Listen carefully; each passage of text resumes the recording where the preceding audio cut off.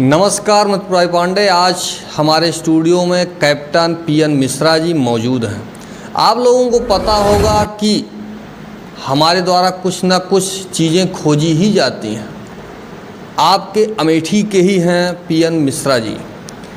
आजकल आपने देखा होगा कि तिरंगा यात्रा निकाली जो है चारों तरफ, यहाँ तिरंगा यात्रा, बाहर तिरंगा यात्रा, पूरे हिंदुस्तान में। लेकिन तिरंगा यात्रा को कैप्टन पीएन मिश्रा ने कहा कि यह मात्र एक राजनीतिक यात्रा स्टार्ट हो गई है, यह तिरंगा यात्रा हो ही नहीं सकती। आगे क्या चीज़ें हैं, क्यों कहा इन्होंने, क्या चीज़ ठीक था क्या नहीं है, वो मिश्रा जी से बात करने के बाद ही जानकारी होगी। अभी किसी साधारण कैंडिडेट से बातचीत, अगर किसी मंत्री, विधायक, नेता के पास आप जाएंगे, बात करेंगे कि ऐसे ऐसे मामला हुआ है, तो उनके द्वारा जो सपा पार्टी में होगा उसके द्वारा यह कहा जाएगा कि ऐसे हुआ। सामने वाला भाजपा वाला जो कैंडिडेट है उसके द्वारा यह कहा जाएगा ऐसे हुआ। ऐसे हुआ, कैसे हुआ, क्यों, क्या, कुछ नहीं। सच्चाई क्या है? जो बॉर्डर पे जाता है, जो संघर्ष करता है, क्या सिक्योरिटी है, क्या व्यवस्था है। आपके बीच पीएन मिश्रा जी हैं, इनको क्या एक्सपीरियंस है, सारी चीज़ें आपके सामने होंगी। आइए जो है आपको जो पीएन मिश्रा जी हैं, आइए मिश्रा जी, आपका स्वागत है और आप चैनल में आए, बहुत अच्छा लगा। धन्यवाद। जय हिंद, जय भारत। मैं सबसे पहले आपका आभार व्यक्त करना चाहता हूं कि आपने अपने स्टूडियो में हमें बुलाया, और साथ ही साथ मैं आपके दर्शकों का बहुत ही स्वागत, अभिनंदन करता हूं। जैसा कि आप सबको पता है कि 22 अप्रैल को पहलगाम में जो बर्बरतापूर्वक धर्म पूछ के और लोगों को बड़ी ही निहायत क्रूरता के साथ हत्या की गई, धर्म पूछ कर के, और हमारी बहन बेटियों के सिंदूर को उजाड़ा गया। उनके सामने ही उनके जो पति थे उनको गोलियां मार दी गई, और उनको ये संदेश दिया गया कि जाओ और अब मोदी जी को बता देना। उसके बाद हमारा पूरा देश एक बहुत ही आक्रामक और जोश में था बदला लेने के लिए। हमारे प्रधानमंत्री जी एक बहुत ही सक्षम और बहुत ही अच्छे नेतृत्व किया। उन्होंने सभी सेनाओं को खुद ही अपना टारगेट और समय खुद ही निर्धारित करने के लिए दिया। हमारी तीनों सेनाओं ने बहुत ही सूझबूझ, बहुत ही एक प्लानिंग, वेल कोऑर्डिनेटेड के अंतर्गत 6-7 मई को ऑपरेशन सिंदूर को अंजाम दिया। और ऑपरेशन सिंदूर को अंजाम देते समय टोटल 23 मिनट के अंदर पाकिस्तान को वो विध्वंसक डर पैदा किया गया कि उनको शायद उनकी आने वाली पीढ़ियां भी उसको याद करेंगी। लेकिन उसके साथ ही साथ 2-3 दिन बीत जाने के बाद 9 मई और 10 मई की रात्रि को ऑपरेशन सिंदूर के अंतर्गत दोबारा कार्रवाई की गई। उस कार्रवाई के अंदर पाकिस्तान का बहुत ही नुकसान हुआ। उनके जितने भी आतंकी ठिकाने थे वो बर्बाद किए गए। मैं आपके माध्यम से दर्शकों को बताना चाहता हूं कि जो हमारे देश की नीति है कि हम किसी के ऊपर आँख नहीं उठाएंगे, लेकिन यदि हमारे ऊपर कोई आँख उठाएगा तो हम उसकी आँख निकालेंगे। उसी कार्रवाई के दौरान हमने उनके जितने भी आतंकवादी ठिकाने थे उन आतंकवादी ठिकानों को बर्बाद किया। और ऑपरेशन के अंदर इस बात का ध्यान रखा गया कि किसी भी सिविलियन व्यक्ति या कोई भी जो मिलिट्री सैन्य छावनियां हैं उनको नुकसान ना किया जाए, क्योंकि ये पूरी दुनिया के अंदर ये मैसेज देना था कि हमारी कार्रवाई केवल आतंकवादियों के खिलाफ है।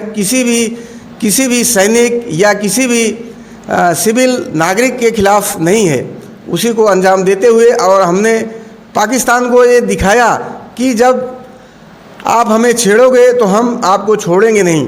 और हमारी सेनाएं हमेशा तत्पर रहती हैं, तैयार रहती हैं कि किसी भी परिस्थिति में हम दुश्मन को दांत खट्टे करते हैं।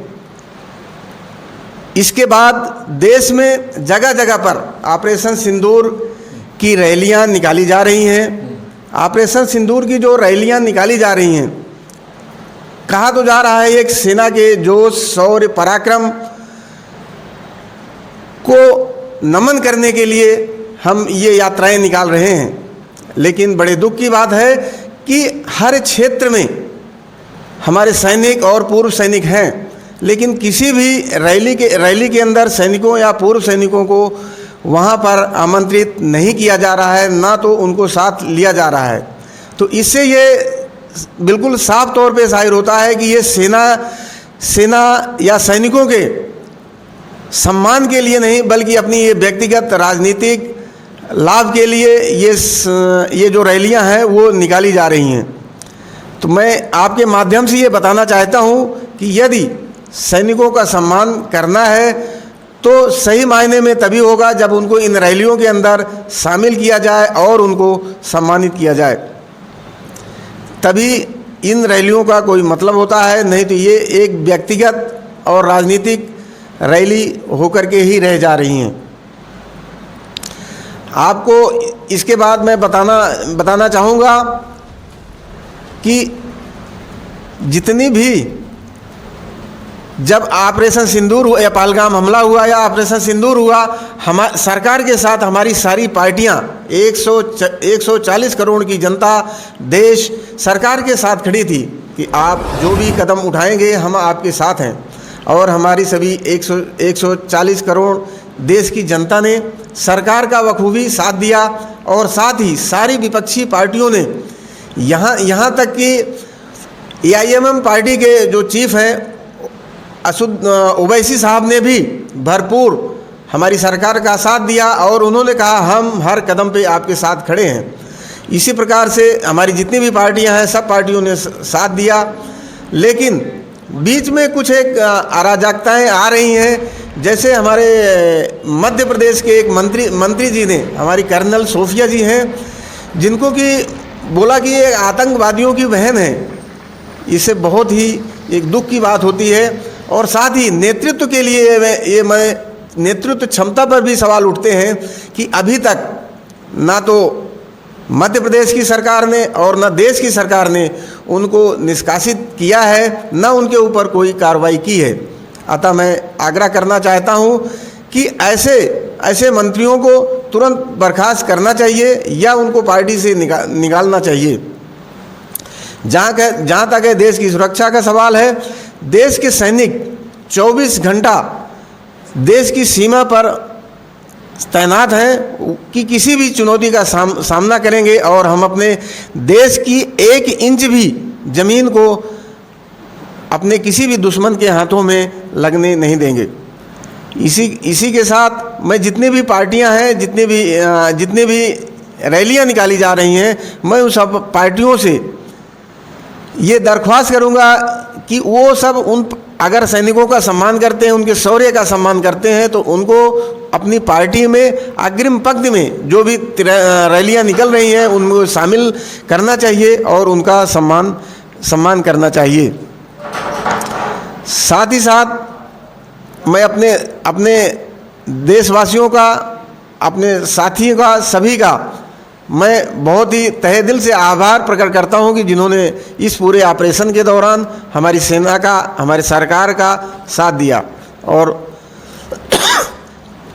मोदी जी ने, जैसा कि हमारे रक्षा मंत्री और तीनों सेनाओं के सेनाध्यक्षों को ये खुली छूट दे दी कि आप लोग खुद ही अपने टारगेट का और अपने समय को चुने और देश की जो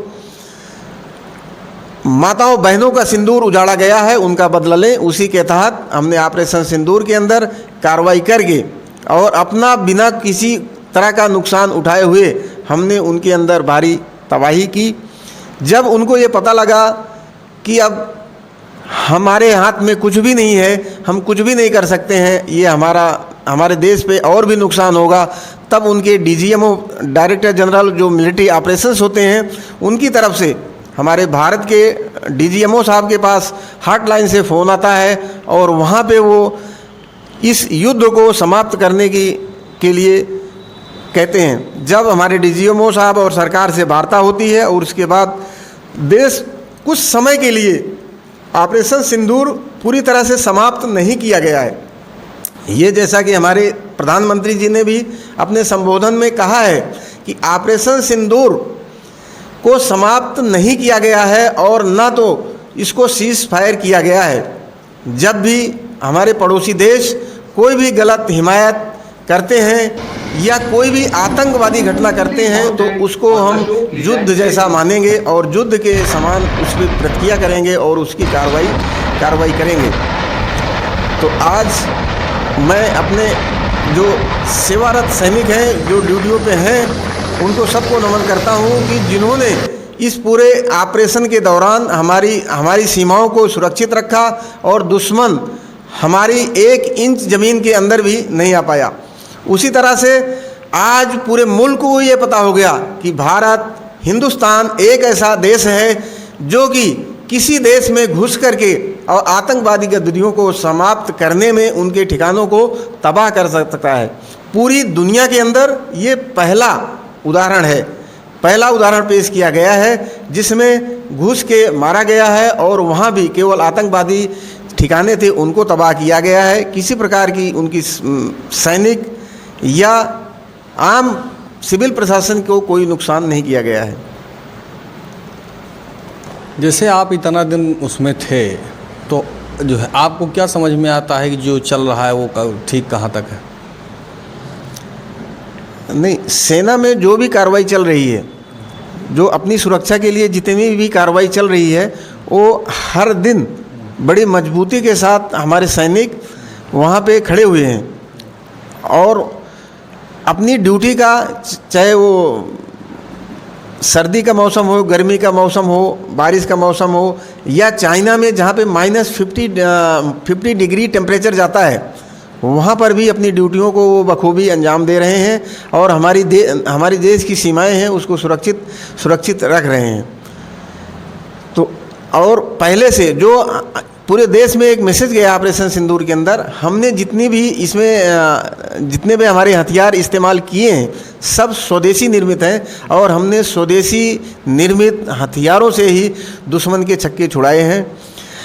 और मैं ये बताना चाहूँगा कि टोटल 23 मिनट के अंदर पूरे ऑपरेशन को अंजाम दिया गया है। जितने समय में लोग एक नाश्ता करते हैं या खाना पानी करते हैं उतने समय में ही टोटल 23 मिनट के अंदर पाकिस्तान के अंदर एक बौखलाहट पैदा कर दी गई, डर पैदा कर दिया गया।